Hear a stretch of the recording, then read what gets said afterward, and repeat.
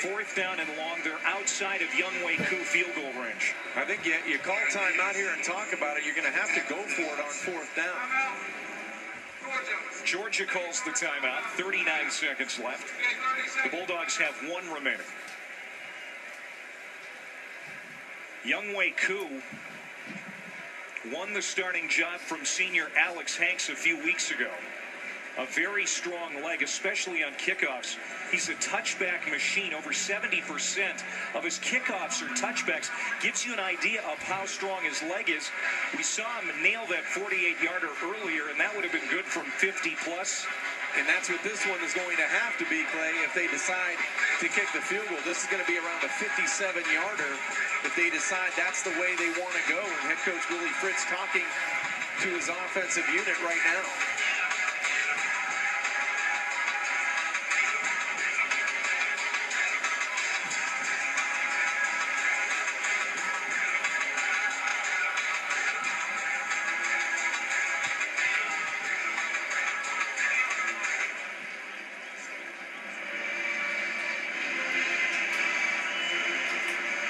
He's going to punt.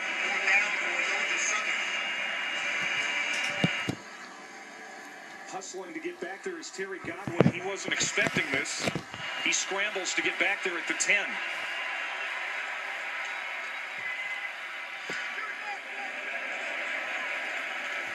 And it's going to sail into the end zone. So Georgia will have it at the 20-yard line with 33 seconds to go. A timeout to use. And they'll try to get in Marshall Morgan field goal range before time expires. Tough second half for both teams, back and forth. And it seems like if you were able to get a couple more yards, I think Georgia Southern may have tried that. But they're playing, obviously, for overtime, and the momentum of their offense being able to be in the red zone already. You know, that offense is more lethal, and you can spread sideline to sideline. Let's see what Georgia decides to do with 33 seconds left. To be very careful dealing from the pocket here.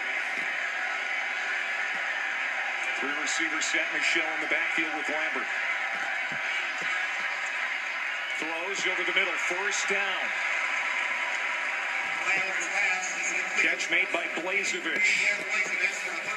13-yard gain. Clock is moving. Clay, this is where you take a shot down the field with Malcolm Mitchell. Lambert again, time to throw, comes across the middle. And that is a catch by Chigbu.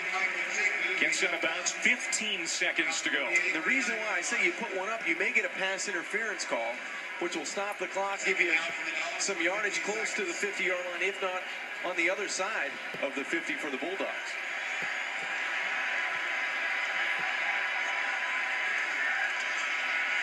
Second and 5.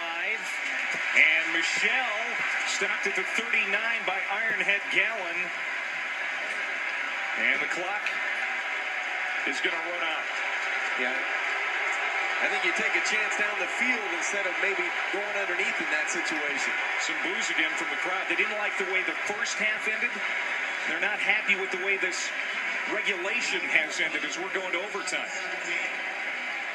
It's been a heck of a football game on both sides, but you're right, Clay. You have to be a little bit more aggressive in that situation when you have playmakers on the outside. You may get a personal foul, you may get an interference, and the clock's going to stop, and you're going to have the football with one more chance at the end zone.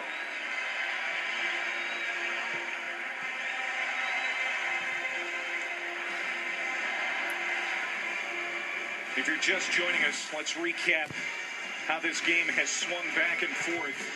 This was the scoop and score for Georgia Southern. That gave them the lead. Big hit on the play by Antoine Williams. Caleb Williams, scoop and score, as you said. Terrific momentum builder for the Eagles defensively.